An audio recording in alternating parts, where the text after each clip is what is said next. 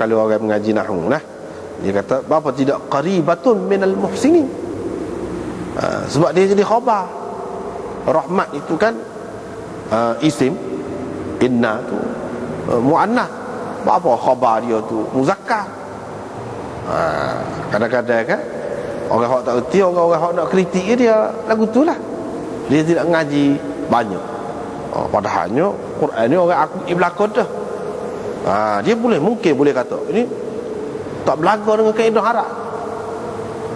Tak belaga dengan kaedah Arab. Mungkin orang hak tak erti selapih. Padahalnya penggunaan Al-Quran itu maknanya tak boleh lawan. Sebab itulah kita tengok di sini dalam kitab kita ni ada hasyiah nombor 13. Inna rahmatallahi qaribun. Dia kata Tuhan sebut qaribun. Kalau mengikut qiyas ya, mengikut nahwu hak biasa dia kena qaribatun. Dia kena qaribatun. Berapa? Sebab fa'il dengan makna fa'il kadang-kadang dipakai dengan makna maf'ul. Inna rahmatallahi qaribun. Qaribun fa'il itu dengan makna fa'il, tetapi di sini makna dia muqarrab, muqarrabah. Gitu. Itu makna maf'ul. Ataupun rahmat itu dengan makna tarahum. Kalau dengan makna tarahum tak jadi masalah lah. Ataupun jadi sifat kepada mausuf yang mahdzuf. Dia sebut jadi sifat kepada mausuf yang mahdzuf. Inna rahmatallahi qaribun minal muhsinin, yani syai'un qarib, syai'un. Ataupun boleh jadi juga kerana dia ni atas wazan masdar, qarib, atas wazan masdar supaya syahiq, zafir. Maka kalau masdar dari segi hukum dia nya supaya muannas ke muzakkar ke boleh berlaku, boleh pakai. Itu kaedahnya. Itu kaedahnya. Jadi Imam Bukhari nak ayat dia sini. Dia mari ayat ni. Bab ni rahmat Allah itu hampir kepada orang-orang yang berbuat baik. Mana Tuhan suka tolong, Tuhan suka beri kebaikan kepada orang-orang yang buat baik. Apa makna Imam Bukhari buat sini? Imam Bukhari nak isyaratkan kepada sifat Allah. Rahmat tu sifat Allah. Kalau rahmat tu maksudnya benda yang diberikan, dia ada dua. Satunya rahmat merupakan sifat Allah. Kalau sifat Allah, maka dia tu orang panggil sifat zat. Kalau rahmat tu berkait dengan benda yang diberikan, yang dia buat bila-bila masa, hak tu dia berkait dengan sifat fi'il. Itu hak Imam Bukhari nak ayat. Moga ni bab tauhid ke ni? Bab tauhid ni dia kena cara hak tu, cara akidah, cara ke tauhid lah. Rahmat Allah, misalnya rahmat Allah, Tuhan nak beri rahmat. Rahmat lah ke mana? Salah satu rahmat dia nya, misalnya kita kata anak. Orang tu tak ada lagi, macam mana nak ada anak dia? Bila dia ada, lepas tu dia besar, dia cukup umur dia kahwin, dia dapat anak. Anak tu adalah satu rahmat daripada Allah kepadanya. Bila? Pada ketika tu lah. Ini zaman ni. Padahal dunia ni selama mana dah jalan. Jadi rahmat Allah tu berlaku pada masa tu.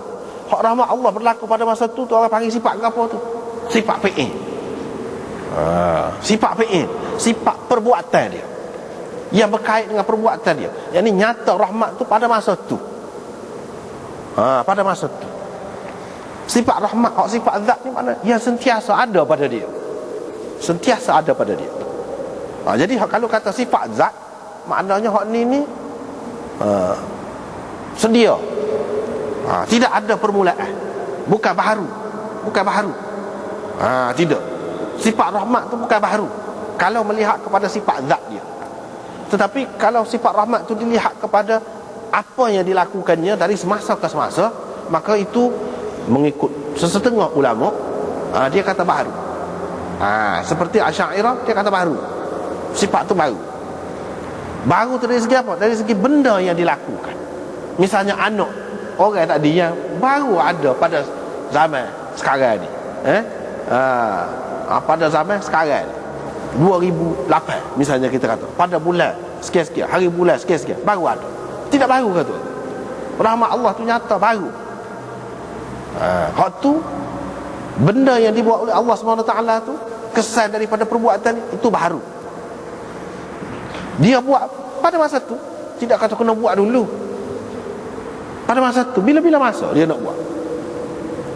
Gitu. Imam Bukhari nak mengisyaratkan kepada rahmat itu boleh dilihat dari dua sudut. Mungkin rahmat itu sebagai sifat zat dia, mungkin juga rahmat itu boleh dilihat kepada sifat fi'il dia. Boleh jadi. Kalau kita tengok kepada dua-dua sudut itu, nak ceritanya qaribum minal muhsinin, dekat kepada orang-orang yang berbuat baik. Qaribum minal muhsinin, orang yang buat baik ni dia tak kata sini orang Islam. Sebab itulah Tuhan bagi pertolongan kepada orang kafir, kepada siapa pun, orang yang baik. Hak manusia anggap baik. Cuma yang terbaik di antara manusia tu, yang paling tepat apabila dia buat baik, orang Islam lah. Orang Islam lah yang paling tepatnya. Tetapi orang panggil baik, sama-sama orang kafir pun dia ada tahu ni baik, orang ni baik, ni dia buat benda molek, ada. Orang tu tetap disanjung, tetap dikasihi, tetap dihargai di mana-mana. Pasal apa? Pasal memang rahmat Allah ada. Jangan berlaku kecuali secara tertipu. Orang yang baik ini dianiaya, dicemuh oleh orang, dihina. Jangan berlaku. Itu kerana difitnah. Kalau nak kira hak sebenarnya, semua orang terima. Siapa dia buat lagu tu? Allah, sifat rahmat dia tu. Memang dia senang hati dengan hak molek tu. Senang hati. Tuhan buat lagu tu mana-mana.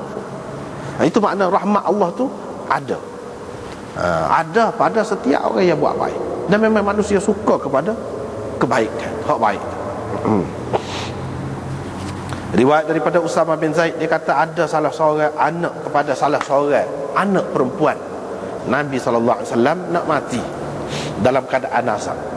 Dia pun, anak perempuan Nabi SAW tu pun hantar orang suruh pergi jumpa dengan Nabi, minta mari tunggu cucu nak mati. Nabi SAW pun hantar balik orang tu pergi suruh royak kepada anak dia tu, hak Tuhan belaka. Kalau dia nak ambil, kalau dia nak bui, hak dia belaka. Hak dia belaka. Segala benda ni ia sampai kepada satu tempoh yang tertentu. Ada masa dia, jangka masa dia berlaku. Hak ni sekat ni, hak ni sekat ni. Bukan sekarang, semua kan. Semua ada jangka. Mula sini, habis sini. Awal sini, akhir sini. Mula sini, hujung sini. Semua lagu tu. Dulu ke dia lah. Hakikatnya kena ambil juga nyawa tu kalau manusia. Maka biarlah dia sabarlah. Biar dia menghitung pahala. Biar dia kira hak ni semua ni berlaku ni dapat pahala kepada dia, bukan saja. Orang tu pun kelik pergi royak lah ke anak dia tu. Anak dia tak tahan. Muka teruk sangat ni cucu ni, anak. Orang atas pun pergi balik. Biar dia mari juga ke mana-mana. Kira Nabi sibuk lah masa tu nya. Dia pun bersumpah, mintalah kerana Allah mari jugalah ke mana-mana pun. Bila gitu orang tu pergi semula tu, Nabi SAW pun bangun. Kata Usama, aku pun bangun sekali. Aku ada situ sekali lah. Mu'adz bin Jabal, Ubay bin Ka'ab, Ubadah bin Samit pun ada sekali. Pakat bangun belakang pergi. Bila kami masuk dalam rumah tu, orang pun Allah kepada Nabi SAW, cucu dia tu. Cucu dia tu dalam keadaan nafas dia tu bunyi kok bunyi bunyi nafas cucu dia dalam dada. Hasibtuhu, saya rasa dia kata qala ka'anna, dia kata seolah-olahnya bunyi gereba buruk, gereba usap. Gereba tu kulit binatang, orang buat bubuh air dalam tu. Bunyi dalam tu. Rasulullah sallallahu alaihi wasallam pun menangis.